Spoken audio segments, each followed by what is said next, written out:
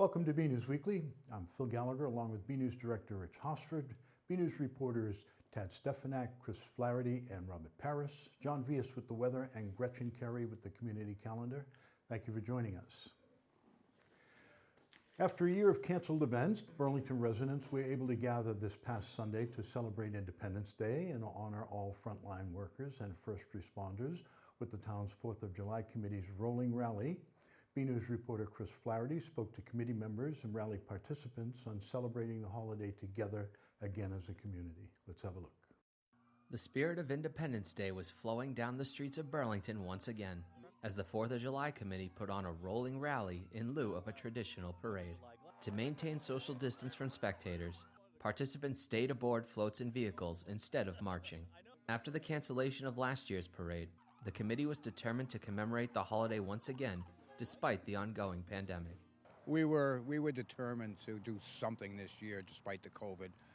We reached out to the State Department of Health back in March, asking them what is allowable. And I brought up the idea of the rolling rally, and they said, yes, absolutely, that's allowable. It's a team effort. No one can do it alone. So I certainly have to thank Teriyaki Clement. She is really the engine that makes this whole train run. She gives us 110%, all year long leading up to the event. God bless her. I couldn't do it without her. The rally was a way to honor and thank essential workers for all they've done over the past year. This is amazing. It's taken so long to come to this place. We have all of the people in this community together. So many people are heroes of what they did to keep this community safe. Everybody has come together today to say, we did it, we are a community, and we did whatever we could to keep this place safe. This year's outstanding citizen was recently retired Burlington Police Chief Michael Kent. It's quite an honor. I was very touched when they told me I was getting it, and I'm quite honored. Burlington's a wonderful community, and I have nothing but gratitude for my 11 plus years as chief for the community.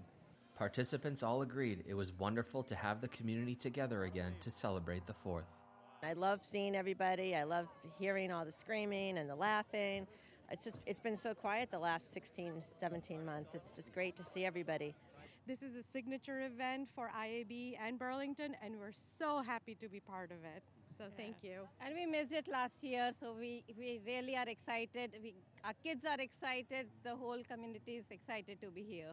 I've grown up in this town. I remember coming out here when I was a kid, getting right out in front of town grocery with my family and friends with the coolers loaded with all sorts of things. And to actually see people be able to come out again is awesome. We are so happy to be here and celebrate the end of being shut down, and we really want to thank the community today for all of the support that Help Is has received over the last year, and we're just really happy to be here. You know what, step by step, we're coming back from the virus.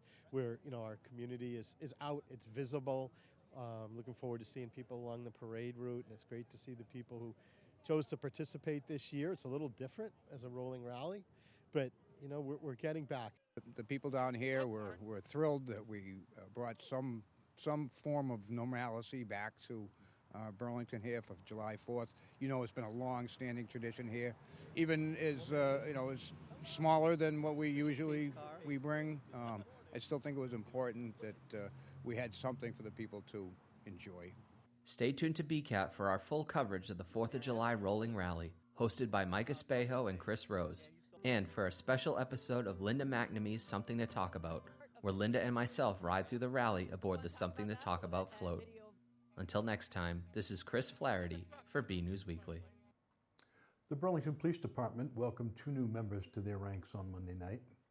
As reported by BNews, during the Board of Selectmen meeting, Deputy Chief Thomas Brown recommended that Captain Robert Kirshner be promoted as the new Deputy Chief when Brown becomes the new Chief on Wednesday. During that same meeting, he also recommended that Town Administrator Sagarino appoint Christopher Kelly and Brian Ricci to the department as new officers.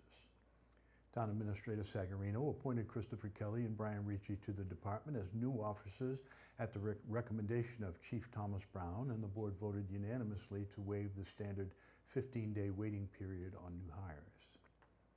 Officer Kelly has worked in the Nantucket Police Department since 2013. He was promoted from officer to detective in 2018. He served on the SWAT team and Honor Guard. He was one of several officers to receive the department's Meritorious Service Award in 2014, honored for de-escalating a potentially life-threatening situation without use of force. Officer Kelly earned his Bachelor of Science degree in Criminal Justice from the University of Mass in Lowell in 2012. He is a 2013 graduate of Boylston Regional Police Academy. Officer Ricci has worked as a patrolman in the Bedford Police Department since 2019. He interned with the Burlington Police Department in 2018 and is 2019 graduate of the Lowell Police Academy. Officer Ricci earned his Bachelor of Science degree in Criminal Justice from UMass Lowell in 2018. He is currently working on his Master of Arts degree in Homeland Defense, also at University of Lowell, Mass Lowell. He is also certified as an emergency medical technician. During the shutdown caused by the pandemic, all municipal meetings went virtual. One upside of that move was greater participation from the public. Hoping to keep that momentum, most town meetings will keep a hybrid model to allow people to participate from home. BNEWS Director Rich Hosford has this report. Municipal meetings are back in person, for the most part. One of the big takeaways from the pandemic-induced shutdown was that meetings went online for everyone, and it turns out that residents and petitioners largely liked being able to participate virtually. So some practices are being kept for as long as they are allowed by the state. One of the good things that came from the pandemic was the new virtual meeting format for public meetings that the state allowed us to do. I think it was very well received by the residents.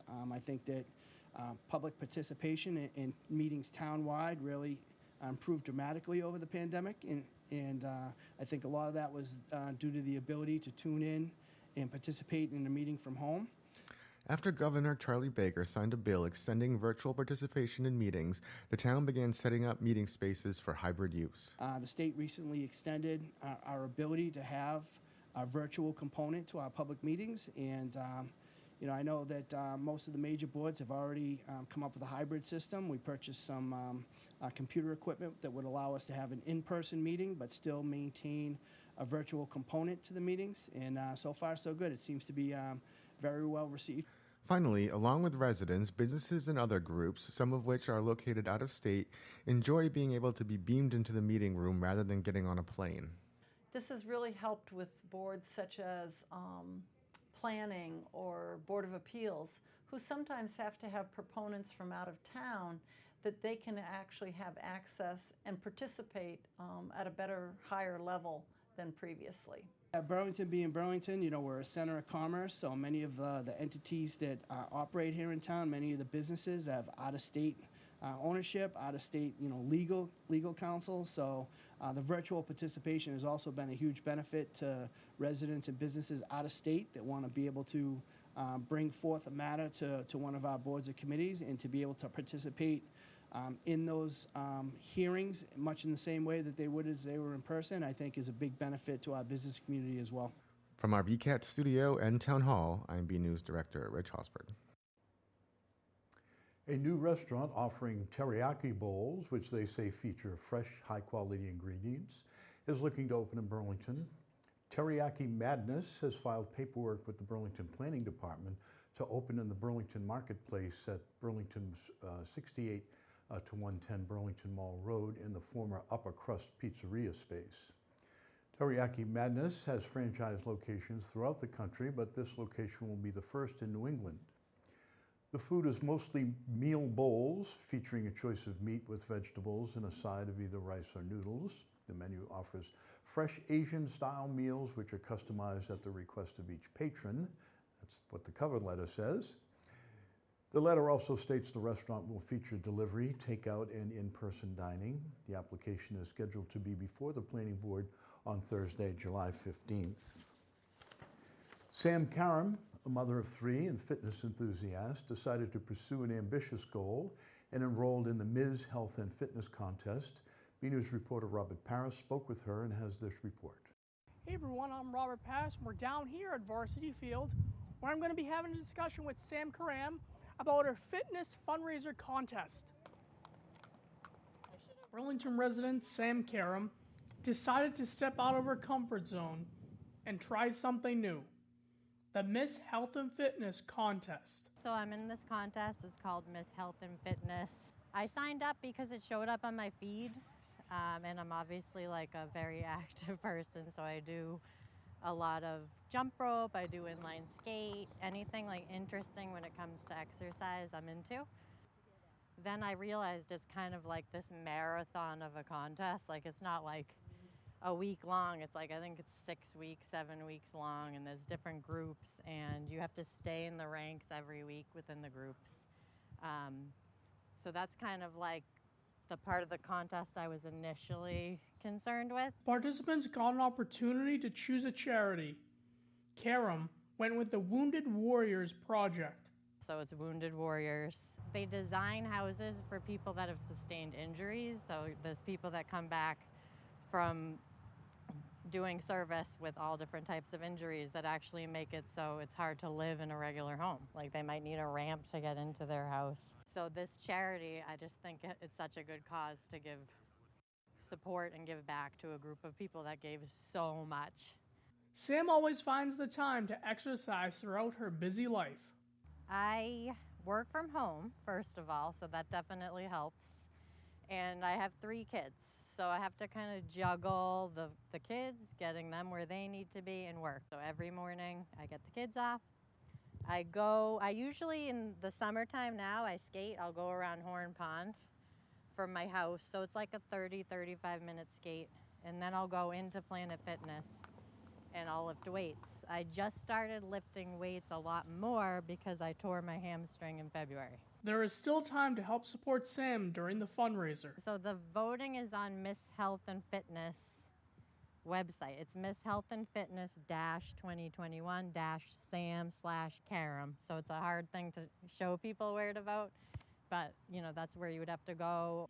Sam continues to strive while maintaining her job and family. I just want to finish what I started, to be honest. Like when I first signed up for it, I had no idea like how much was involved, but I'm not a quitter. So I want to see how far I can go. I want to see what I can do to drive attention to the cause.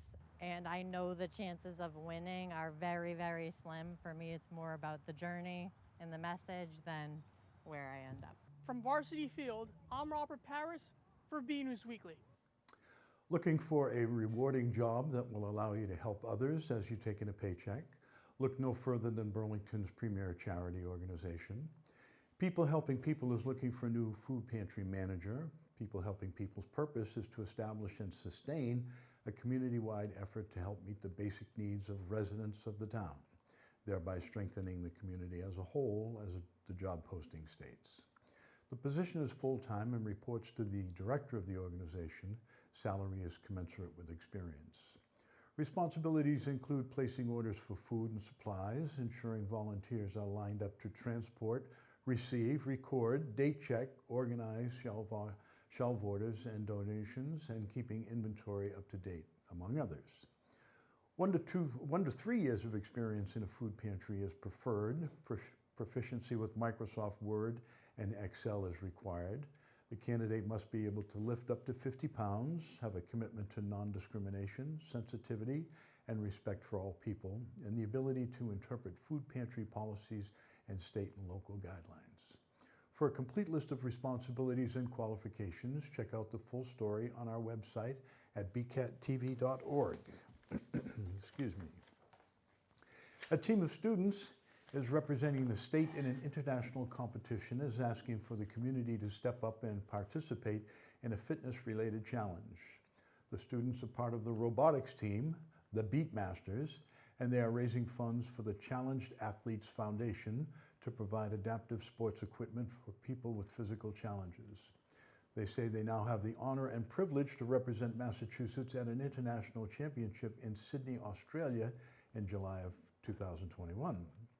For their robotics project, they have created some brain break exercise videos for students and seniors that have been used in Burlington Public Schools and beyond. They also created their own adaptive equipment for students with physical challenges and now would like to expand on this even further by providing funds for all sorts of adaptive sports equipment. They also want to get people moving to improve their health and have created a challenge to the community to reach 10 million steps collectively over a span of 2 weeks, and have set up a site where people can log their progress. To learn more about the fundraiser or to log your steps, find the full story on our website at bcattv.org.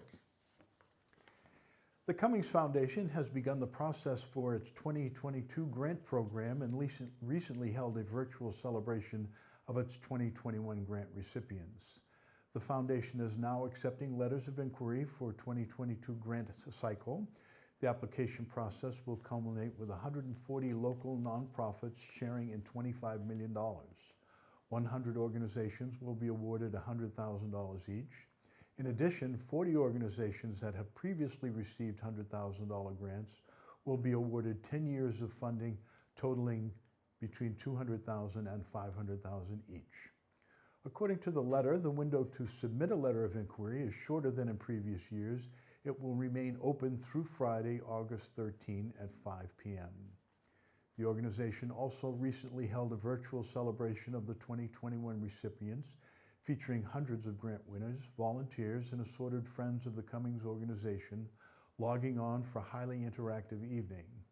In addition to remarks from co-founders Joyce and Bill Cummings and creative celebratory videos from 140 new grant recipients, including Burlington's Saheli and Burlington Police Department, this year's party was punctuated by a rapid-fire chat involving all the attendees, as well as a lengthy post-program conversation among grantee organizations and Joyce and Bill.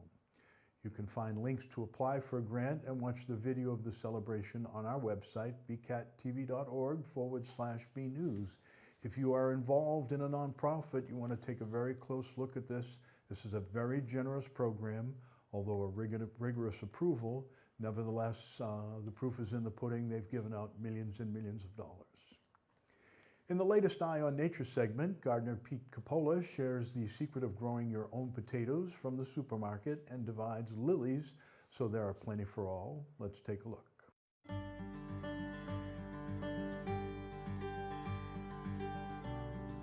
Probably heard and read that you can't grow potatoes that you purchase in the supermarket and expect them to sprout in the garden. But if you have a situation like this from something that you have in the kitchen, there's no reason why you can't grow this in the garden. This is a seed potato. This is something that was purchased specifically to plant in the garden. And the only difference I can see between the two of them is that this one has been washed and this hasn't. Growers do treat potatoes while they're in storage to suppress sprouting. That's true. And that's why you're told you can't plant something right from the supermarket and put it in the garden. But once this happens, well, it's already sprouting, so that whole rule is out the door. And if you have space in the garden, there's no reason why you can't put this and grow it. The idea is to try to have at least 2 sprouts per plant. So I'm going to cut this right here. And I've got one here and here, so I'm probably going to go something like this. So now I have, from one potato, I have 3 potatoes.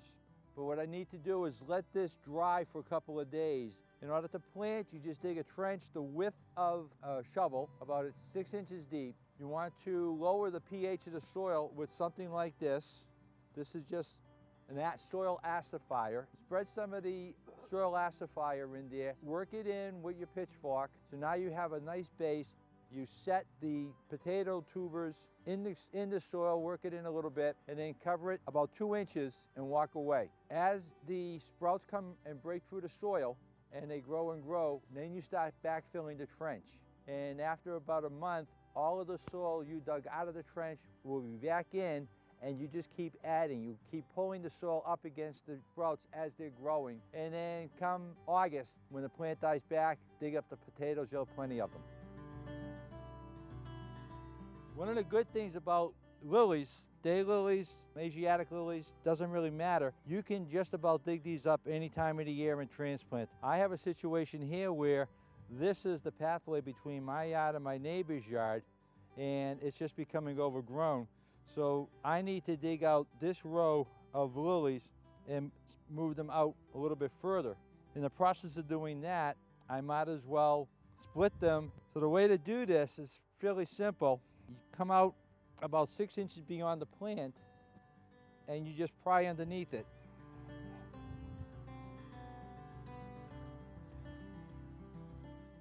And it comes right up. So now you can see that's an awful lot of plants in there.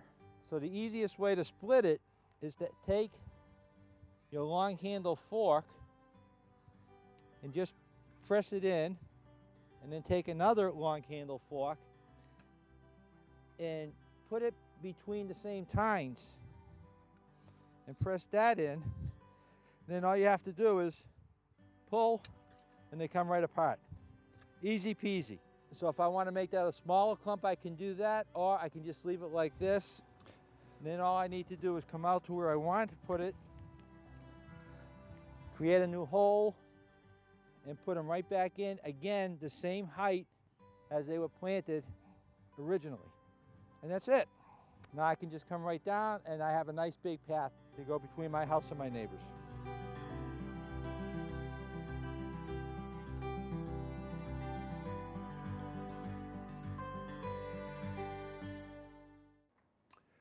The Burlington Public Library's traditional summer reading program is off and running.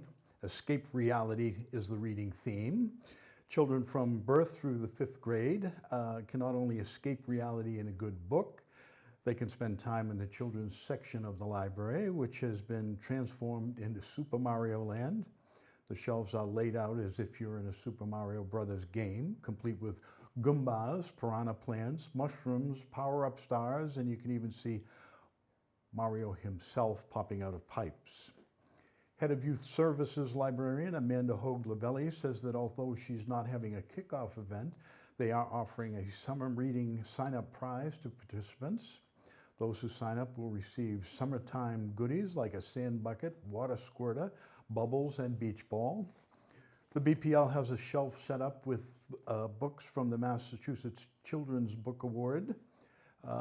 Kids can read these books for summer reading and into the upcoming school year and then vote for them. The Massachusetts Children's Book Award winners will be announced at the end of 2021-22 school year. All summer reading participants from babies, if they can read, through the 12th grade are eligible to win summer reading raffle baskets. For every 5 hours of reading, the participant gets one raffle ticket to put in the variety of cool baskets. The prize baskets include themes like The Mandalorian featuring Baby Yoda, a superhero basket, a basket with ice cream goodies, and more. Burlington Public Library's traditional summer reading program goes from July 6th until August 27th, and you can sign up through the Beanstalk app, which is available through BPL, or by clicking here, which we'll put up on our website. So get the kids signed up and get ready to escape reality. Peter Brown is out this week, but BCAT production coordinator is here with the weekly forecast. We'll also check out the community calendar with Gretchen Carey and this week's social media minute with Gabrielle Simons, who used to be Papali, I believe. Congratulations on your wedding. Hello and welcome to your BNEWS Weekly Weather Report. I'm John Vias, filling in for Peter Brown, who was out this week. It looks like we've got a cloudy and rainy week in store for us. As we start our cycle on Friday, we have a 100% chance of rain, with a possibility of 1 to 2 inches of precipitation, and an outside chance of more than that. The temperature will be a comfortable 75 degrees. And the weekend will start out with a chance of showers on Saturday, with the temperature remaining in the mid-70s. On Sunday, we have a 30% chance of showers, with slightly higher temps of 79 degrees. On Monday, we again have a 30% chance of showers, but there are also signs saying that things may clear, and we could see at least partly sunny skies with a high temp of 82. Tuesday has a slightly higher chance of showers, with otherwise cloudy skies and a high of 79. Wednesday once again has a chance of rain, but it'll be warmer, with a high near 85 degrees. Finally on Thursday, we can expect mostly cloudy skies once again with a high near 86 degrees. And that's your weekly weather forecast. I'm John Vias, saying as Peter Brown always does, Get out there, enjoy the weather, and have a great week. Hey friends, I'm Gabrielle, also known as Miss Burlington MA. I'm here to share with you my posts and pictures from my own social media account and showcase the amazing businesses and things to do in and around Burlington. If you happen to follow my Instagram account, you know how much I love Jack's Cold Fired Pizza. Jack's is such a great spot to watch all sporting events, enjoy an extensive list of craft beers and cocktails, and of course eat delicious gourmet coal-fired pizzas. Their salsiccia pizza is my personal favorite and tastes even better under their outdoor lights on a warm summer night.